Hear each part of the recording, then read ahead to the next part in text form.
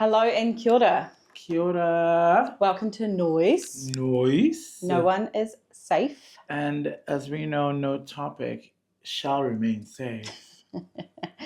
What's safe or not safe about today's topic, Tonye? Well, today's topic, thankfully, is something that we've briefly touched on before, but this is like a subcategory of what we have been talking about, which is relationships and the unfortunate side to them. You know, I think we can all relate to the fact that a lot of relationships, prior or present, may have a bit of a negative turn. And in terms of negative turns today, we're looking at, lies, deceit, which is a very, very common denominator in many a relationship. So today we're just literally going to try and briefly touch on what that means, and if we have experienced them, which I'm pretty sure we have, and how we mitigate that. I suppose the first thing I'd want us to kind of go into is lies. And I think in every relationship that I would have been in, and every relationship that I've known, lies are always a big part of relationships. Unfortunately. And what do you consider to be like a fundamental maybe lie? I think it is unfortunate because lies can be very debilitating. You know, when you find out that your significant other has lied to you, it's pretty crippling. Yes. Especially if it's a big lie. The small lies, they're still bad. Definitely still bad. Which we would have to obviously crack into and open, because this big lies, small lies, thing is very, very subjective, I feel. Yeah. But I feel like as well, many people would have almost maybe similar, group this like a big lie in the same box as a small lie. What role have lies played in your relationship? I've been very unlucky in love. Previous partners have found the lying game a good game to play, and it just drives me absolutely insane. Why now, girl? Because there's just no need for it. Like my theory is, if you're in a relationship and you're not happy with that person for whatever reason, you're not traveling at the same speed, or you're not going in that same direction, then or even if it's more on the intimate side, if it's not ticking all of your boxes, if you can't communicate it to your partner, then and you don't feel like you need to be in this relationship anymore, then leave. Of getting to the point of actually lying and cheating and being deceitful is just appalling. Because that would want me to wonder, like, a lot of times, do you feel ever the lies, like when people tell lies in a relationship, could it be like a protective thing? This is me now devil's advocating here. I feel like I need to put something up to protect me. But do you feel like sometimes, because I have found myself in relationships where I found out that the lie was to protect me from, again, my adverse reaction to it? Do you find that some people just may not know, maybe doing this, actually lying because they want to maybe protect somebody in the relationship, or not know how to actually convey what they need to say at that time? Yeah. And because the situation has presented itself, they now have to their life, the escape route for now, to reconvene back on the situation. Is that something that... look, we do see it often, our friends or family or whoever we see in these relationships, and we see the lies, and then when it comes to ourselves, you may hear what you think is potentially a lie, and then do you question yourself and go, okay, is he saying that to protect my feelings, or is he protecting his feelings? Does he have that hidden agenda? So it's so complex that I think if it in a real world, in a really nice, beautiful world, there would be no lies. It happens probably quite often. It does. And and I always feel like when people tell lies, or when they're lying to you, because a lot of times you might get into that relationship and from the get-go, what they may have sold to you was always a lie.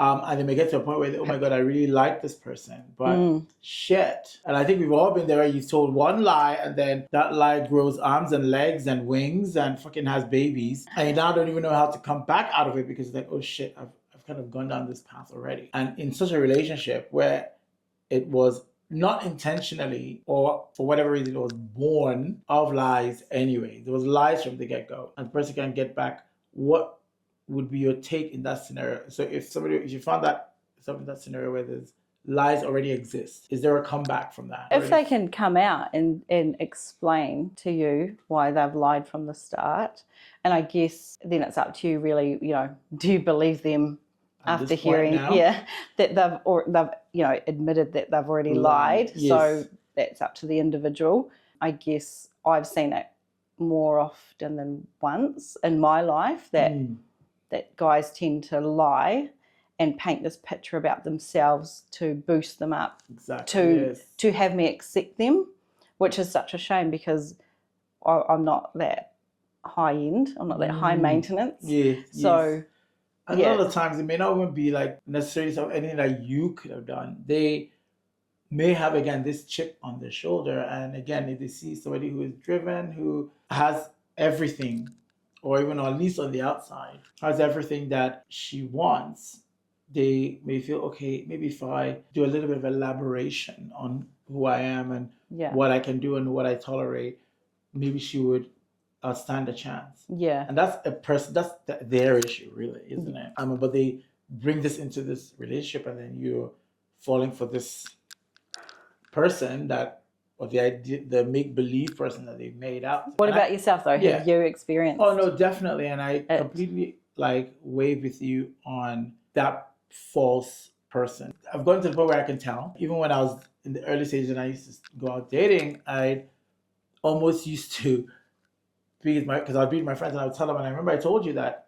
whenever anybody finds out what I do, or we could be all having fun, and in the minute they find out, oh, you're a doctor, or you do this, instantly the dynamic changes. Like, I've turned into this serious fucking professor, Matilda headmistress, that they now obviously start to feel like, oh, you shouldn't be doing this. You're getting drunk. Oh, you must be very, very serious. The paradigm shifts very dramatically.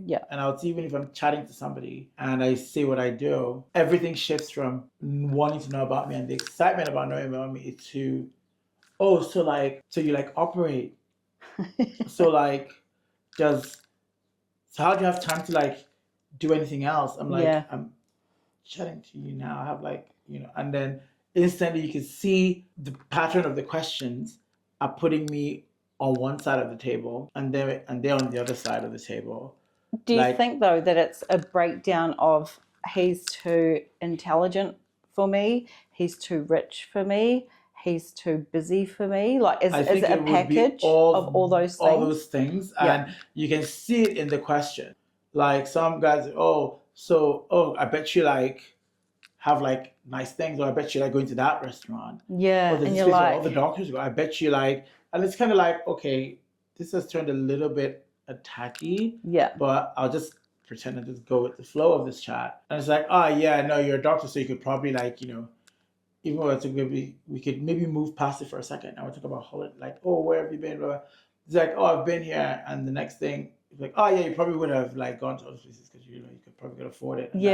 Just the assumption, right? That it's just and you'll see it just rearing its head every time. So I have had to lie at the start before being I had to lie that I wasn't, or not stall it as long as I could. Because I remember I told you about the last one I was chatting to, and the minute, and we'll be chatting all ages, and the minute.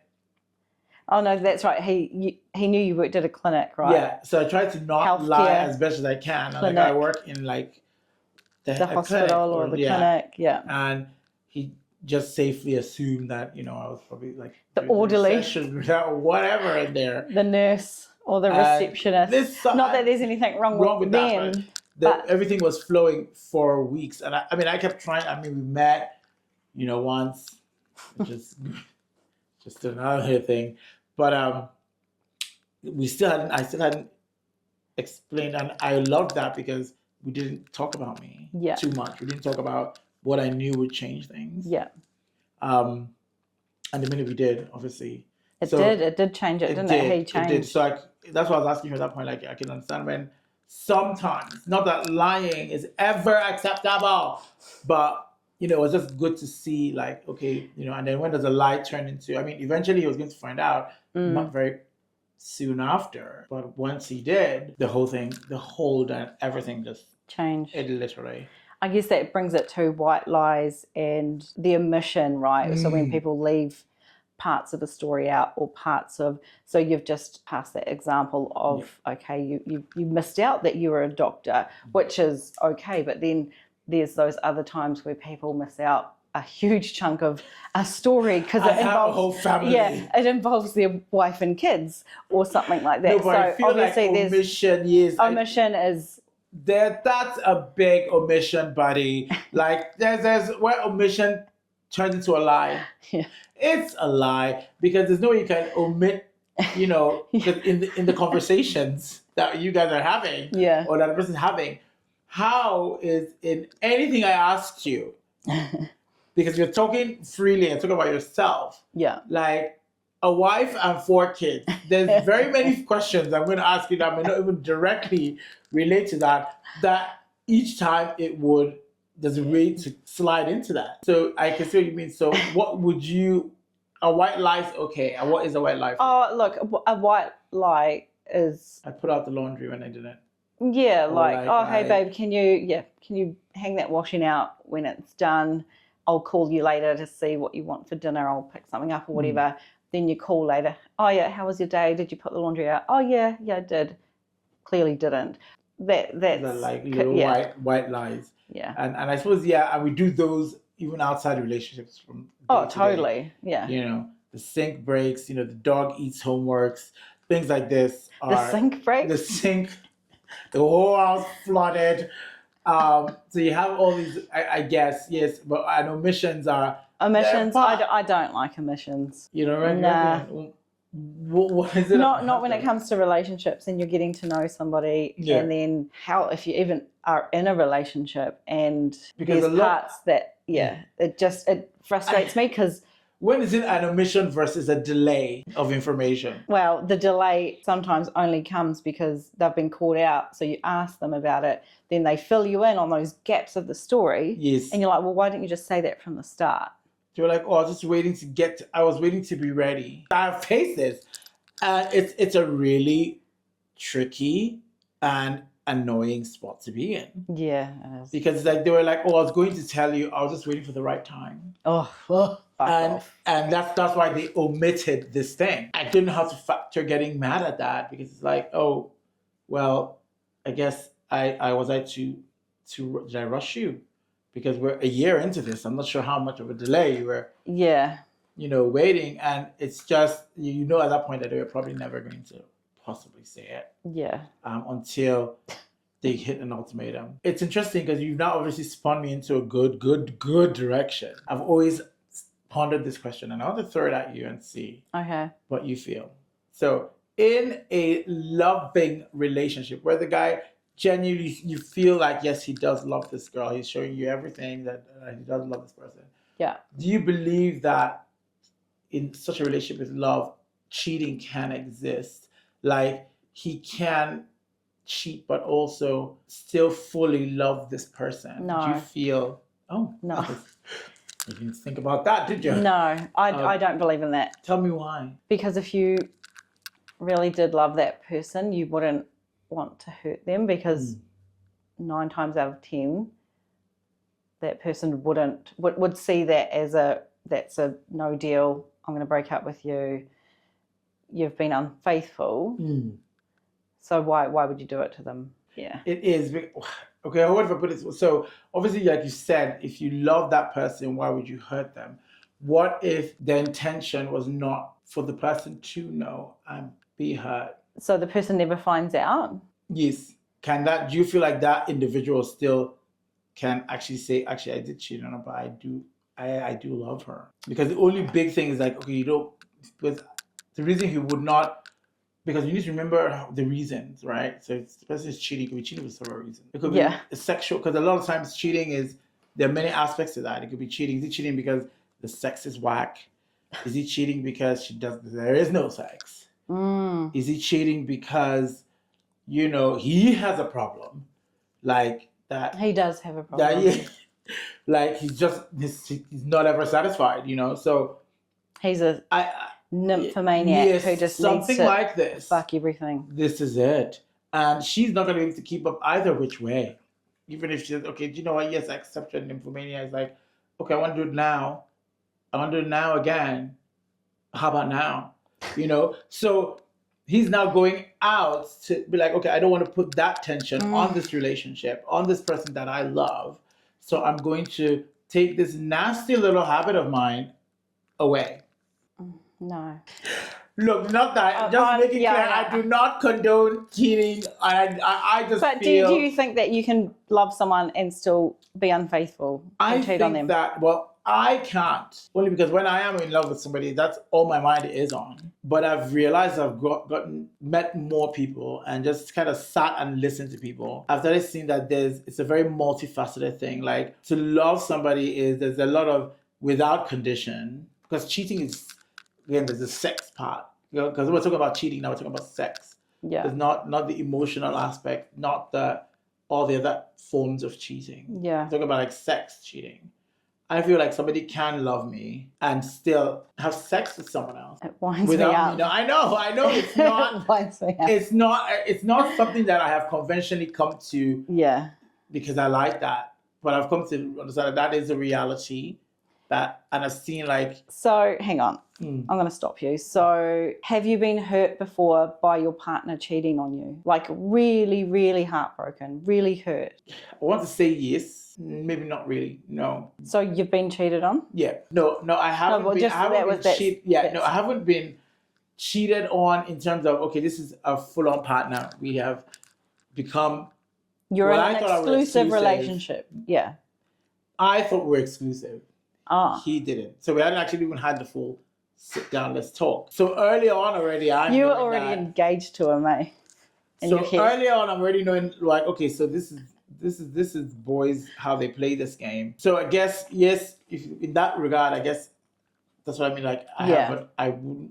You haven't been, He didn't think it was cheating. I couldn't really hold that as, oh, he cheated on me, because apparently we didn't have the talk. And that may be why I can see it differently. Yeah, definitely. Because I feel if I'm committed to something, like I said it in all my other relationships, I'm like, you better be really good at sneaking around if you're going to do that. Yeah. Because if I do find that out, I will, like, this house is going to be burnt down. Yeah. I'm not condoning it, but I'm saying I can sort of see how those things can coexist in people's worlds. Yeah. Not necessarily directly for me. And I feel like that's a gateway to how people have open relationships. Yeah. You know, and Thruples. again, thruples and that sort of thing. And I feel like there's a certain way your mind has to be, which I don't know if mine ever could, but like I know that I've seen where you can love somebody and they can still have another, not even just physical, but have an emotional connection to somebody else as well. In fact, more than one person. So it now made me feel like, okay, so maybe somebody can love someone and still cheat on them. It's not, the cheating isn't taken away from the love. It's just them being greedy almost. They're definitely being greedy. Do you know what I mean?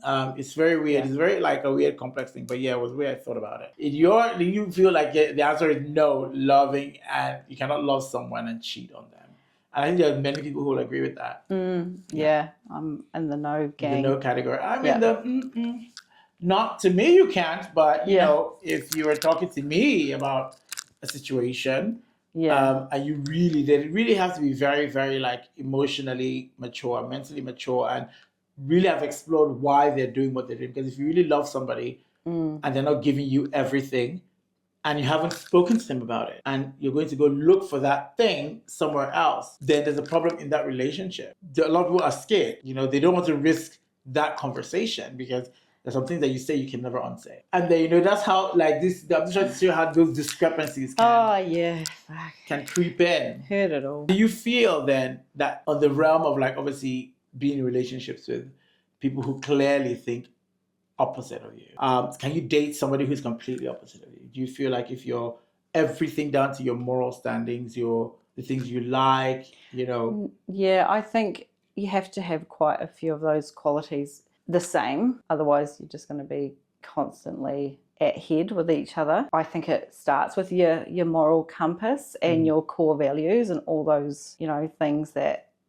you know are what you're built up of, the other person has those same traits, then it's a good start. It doesn't mean you have to like the same music or like everything has to tick. And but there needs to be quite a few similars sexually, and when it comes to intimacy, there has to be some give and take, because it's different from the friendships and your co-workers and your family members. It's the intimacy part. You have to be on the same page. And I don't know about you, but I've never heard of a couple where one is a super duper explorer in the bedroom and the other one's a fucking starfish. They're not going. The only I would agree with you. I haven't seen that, but what I have seen is where you guys start off the same, and as time and things go on, with any human being, you start to evolve, and then one person starts evolving to the left and the other person starts evolving to the right, or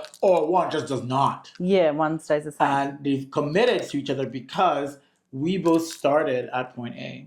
That's why I loved you, because we had this paper. I think we're sheet for sheet, and then as years are going on, he's adding more things to his resume, and he's beginning to do other things that he's beginning to like. And then you find out 5 years down the line that you're now looking at two different sheets of paper. You're like two different people in that sort of relationship. But let's say you've committed, you've gotten married, you've made all these commitments. At what point then do you break it off? Do you just continue dating or seeing this person? Do you? What are your reservations? At what point do you feel? I think it's important to communicate right from the start, and because it's okay. I think a majority of people understand that people change as individuals. Just because you're in a relationship doesn't mean you're going to stay that same person. When I look back at some of my friends, I've got a couple of friends who have been in relationships since high school. It's wild to me. It's so cool to see them still in these now marriages with children, and look, all of them have had the ups and downs, and because as individuals they've evolved, but they've still remained together, and I think it's absolutely beautiful. That. I think people who have dated since they were teens, there's no way that they have evolved as individuals. You're in a relationship with somebody that whole time. You're evolving together, and what that means is I can only veer as off track as I'm allowed to veer off track, or as much or as comfortably as my partner would allow me veer. So a lot of times people in these relationships are actually, it's the majority of the foundation is comfort. And again, like you say, what you don't know does not harm you. Sex. Like I don't want to know what is outside. You know what? I do say that to bad them. World. I don't want to know. I say that to them all the time. Like you do not want to know what this single world looks like. It is not. There is. We don't even know what is what anymore. So you're a bit like a lot of my friends who are like in this scenario. The fear of so they can't even open Tinder to look at it. They're like, oh my god, what's happening? So what was I doing? What so I'm like, you're nervous. Think about, look, I have shit riding on this. You are just flickering through on a night out right now. So it is a Serengeti out there. So I think like a lot of times when you've grown with somebody, and there's a protection in that, because it's like, actually, you know what? I do not have to yield into every thing every thought and desire that I want to explore. But that's a part of evolution. So, it doesn't mean that the person hasn't evolved. It just means that there's no way they've evolved as individuals. So they'll be a one mind entity. They would not be like, they'll end up being like, oh, what? Oh, we'll just have this. Oh, he'll just have that. Oh, yeah, he doesn't like that. Oh, this, and then it's they just talk for each other. Yeah, they just, and it works. Look, it works for people. But I want to know what you feel about forgiving and forgetting. Never forget. I never forget. And I'll tell you what, I only forgive myself. I don't forgive you. Oh, damn. I forgive myself for letting you fuck me over like this. Yes, letting me fuck me and fuck me over. Yeah, you fucked me and you didn't do it great. No. Wow. Oh my God. I forgive myself. That been actually a lot easier because I struggle. I can hold a grudge. Yeah, you can. I am that, and that's one thing I've always worked on as I've gotten older, that this is nasty, this habit. Because it takes a lot for me to get to the point where I will not forgive somebody. I'm not a sweeper under the rug. So I think that's another big part, because a lot of people just feel, oh, if we have not addressed that, if you've cheated on me, you've hurt me, we're not going to fucking address it. We'll address it when I want. I may not want to address it. Sometimes I just can't forgive you. And I just when I forgive you, who's that for? Because after I can forgive you, you can be damn sure you're not going to be in my life anymore. Let you know that you can feel better about what you've done and move on with your life. Oh, hell no. I struggle with forgiving. The bottom line, do not fucking hurt me. It takes a lot for me to be that hurt. It took me a long time, though, to do that. And that's only recently that I've learnt. Yeah, I've always not forgotten. Forgiving part is a process where you can forgive yourself for allowing yourself to get to that point of rock bottom, of pure heartbreak, and then still cutting that person out of your life. I like the topic. It was very dynamic, and I think this is one that we had similar views, but I just wanted to always throw in different opinions, because it's always cute. Definitely. And I think, we've both had different types of journeys with lies, relationships, deceit, cheating, all of that stuff, over the years. So I think we've both had some valid points. Yeah, I just want to make a quick shout out from us both to Yanni and Amy. Hi, Yanni and Amy. So they've been on a previous episode with us talking about marriage, and so clearly they wouldn't be very good at this episode because they are in very happy, loving relationships. So yeah, shout out to you both. Thank you. We will see you soon.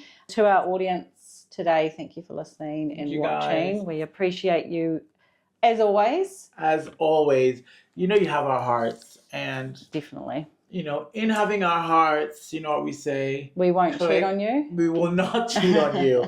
And don't cheat on us, because how we are about forgiving and forgetting. But to make everything okay, you can subscribe. Please subscribe. Please do. Subscribe, like us on Insta, follow us on Instagram. Yeah. And we TikTok. And on TikTok. And we're working on expanding our platform, reach out. So just keep an eye out for that. Please do. So we will see you next time. Thank you for tuning in. Bye. Sayonara.